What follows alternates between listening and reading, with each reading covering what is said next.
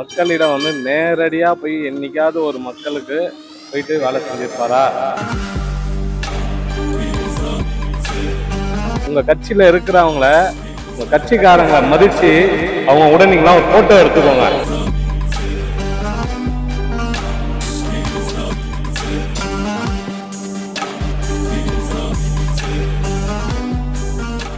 நாளைக்கு எலெக்ஷன் அப்படின்னா உங்க சப்போர்ட் யாருக்கு இருக்கும்? டிஎம்கேக்கு தான் ப்ரோ என்னைக்குமே.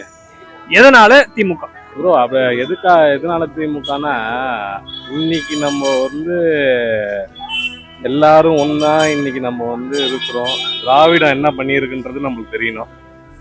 ஆமாம், இன்னைக்கு திராவிடம் வந்து படிப்பு கொடுத்துருக்கு நம்மளுக்கு. எல்லாமே சுதந்திரமாக இன்னைக்கு கோயிலுக்குள்ளே போகிறோம். இந்தி திணிப்பாக இருக்கட்டும், என்ன ஒரு அடுத்த கட்டத்துக்கு என்னென்ன திராவிட எல்லாரும் சமந்தான்றது ஒன்று சொல்லியிருக்கு திராவிடம். ஆமாம், நான் வந்து பேசிக்காக வந்து திராவிடத்துக்கு வந்து கொஞ்சம் அனால இருக்கிறோம், அதனால திராவிடம் தான். சரி, இப்போ இந்த திராவிட கட்சிக்கு வந்து பாத்தீங்கன்னா ஆப்போசிட்டா ஒருத்தர் தமிழ் தேசியமும் வேணும் திராவிடமும் வேணும் அப்படின்னு சொல்லிட்டு ஒருத்தர் வந்திருக்காரு இல்லையா, விஜய் ஃபேக்டர். அவரை எப்படி பாக்குறீங்க? அவர் என்னன்னு நான் சொல்றதுன்னே தெரியல ப்ரோ. உண்மையாவே எந்த அடிப்படையில வந்து அவரே வந்து அரசியல்வாதின்னு சொல்லிக்கிறாருன்றது எனக்கும் தெரியல. மக்களிடம் வந்து நேரடியா போய் என்னைக்காவது ஒரு மக்களுக்கு போயிட்டு வேலை செஞ்சிருப்பாரான்றத வந்து தெரிஞ்சுக்கணும். ஏதாவது ஒரு தொகுதிக்கு முழுசா அவர் இருக்கிற பனையூர்ல கூட யார் போயிட்டு எங்க எத்தனை தெரு இருக்குனாலும் அவர் தெரியுமா அவருக்கு? நான் கேட்குறேன், நீங்கள் சொல்லுங்களேன். ஒரு ஜென்ரலான ஒரு விஷயமே இதுதான். ஒரு கட்சி தலைவர் தெரிஞ்சுக்கணும்னு ஒரு அவசியம் கிடையாது ப்ரோ. இன்னைக்கு எங்கள் திராவிடத்தில் வந்து எல்லாருமே சமம்தான் சொல்லிட்டு எல்லாரையும் உட்கார வைக்கிறாங்க. ஆமாம், இன்னைக்கு வந்து ஒரு விஷயம் எல்லாருக்குமே அவங்கவுங்களுக்கு தெரியும். இன்னைக்கு வந்து கலைஞர் அந்த காலத்தில் வந்து சொல்லுவாராம், ஏம்பா அவனை வந்து அந்த ஊரில் கூடுப்பா வாங்கலாம்.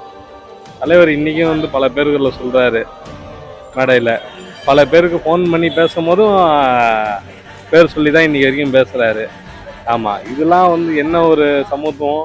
ஃபஸ்ட்டு உங்கள் கட்சியில் இருக்கிறவங்கள உங்கள் கட்சிக்காரங்களை மதித்து அவங்க உடனீங்களா ஒரு ஃபோட்டோ எடுத்துக்கோங்க. உண்மையாகவே அவன் பாவம் ரொம்ப கஷ்டப்படுறான். இல்லை போட்டு ஃபோட்டோ கூட வச்சுக்கிறான். ரொம்ப கஷ்டமாக இருக்குது எனக்கு பார்க்க.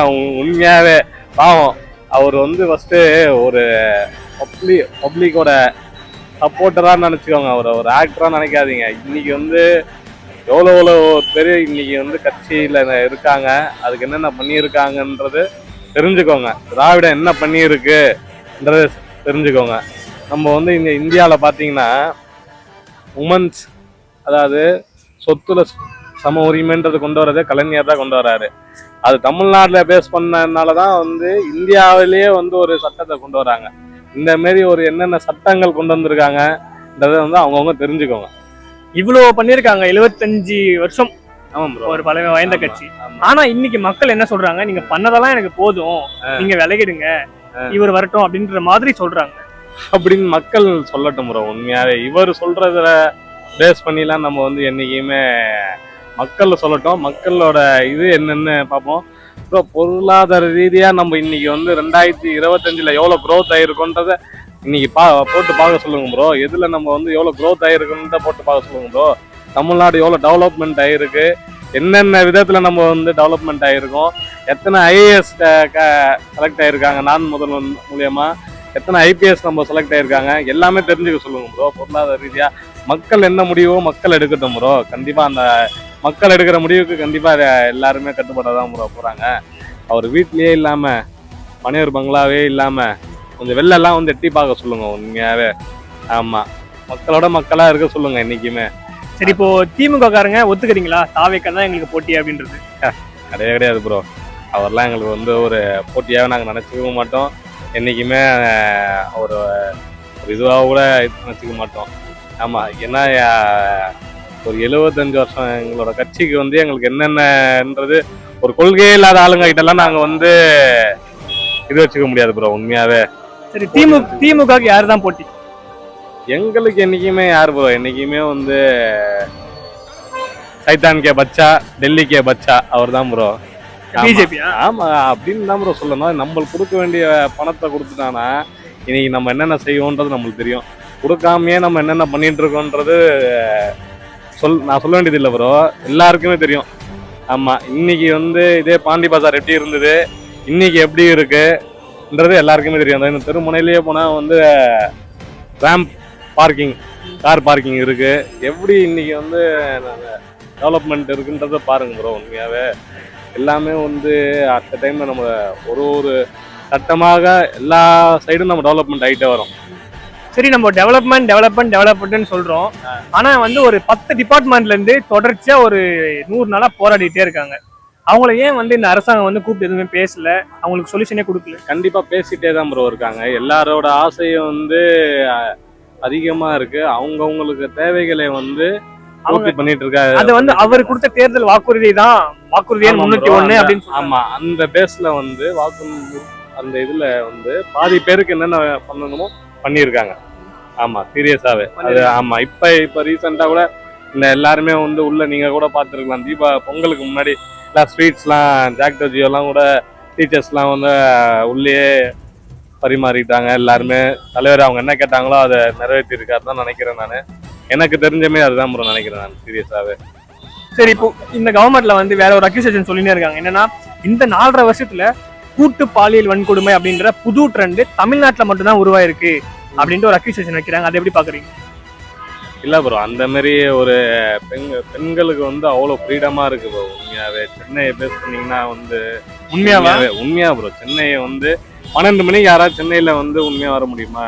நீங்க யோசிச்சு பாருங்க. 12 மணிக்கு தரமணிலலாம் நீங்க போய் பாருங்க, நைட் டியூட்டி முடிச்சுட்டு எவ்வளவு பேர் வந்து உண்மையாவே வராங்க அதை நீங்க பாருங்க. உண்மையாவே நான் சொல்ல வேணாம் ப்ரோ, இன்னைக்கு வந்து எல்லாருமே சிசிடிவி ஆயிடுச்சு.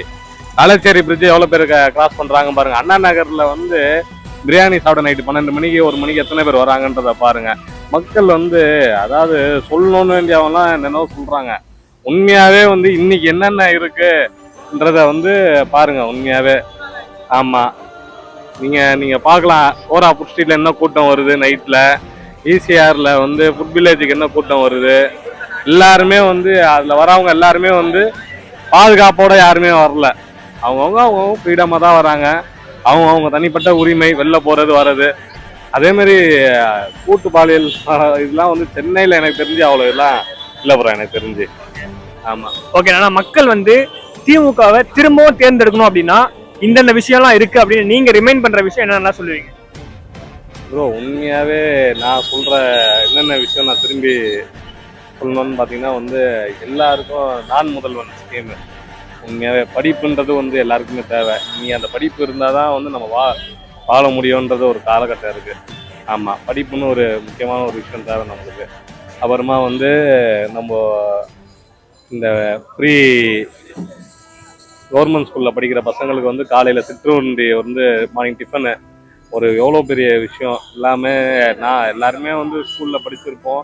காலையில் டிஃபன் அம்மாவுக்கு, எங்கள் வீட்டில் அம்மாவுக்கு உடம்பு சரியில்லை, காலைல செய்ய முடியலனா கூட காலையில் போவோம் வருவோம். டிஃபன் வந்து அவ்வளோ பசியாக இருக்கும். நீ கவர்மெண்ட் ஒரு ஸ்டெப் வந்து பார்த்தீங்கன்னா எல்லாருக்குமே மார்னிங் டிஃபன் கிடைக்குது, ஒரு பெரிய விஷயமா இருக்கு.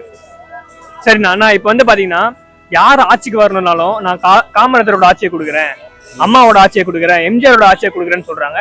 ஏன் ஒருத்தர் கூட நான் கலைஞரோட ஆட்சியை கொடுக்குறேன்னு சொல்ல மாட்டாங்க? அவங்களுக்கு தெரியல ப்ரோ. உண்மையாவே என்ன அதாவது கலைஞர் என்ன பண்ணாருன்றது அவருக்கு உண்மையாவே தெரியல. ஆமா, இன்னைக்கு வந்து அவங்களா இல்லைன்னா இன்னைக்கு வந்து தமிழ்நாடுன்றது ஒண்ணு இல்லாம ஆயிட்டு இருக்கும். தமிழ்நாடை வந்து 3ஆ பிரிச்சு விட்டுட்டு இருப்பாங்க கண்டிப்பா.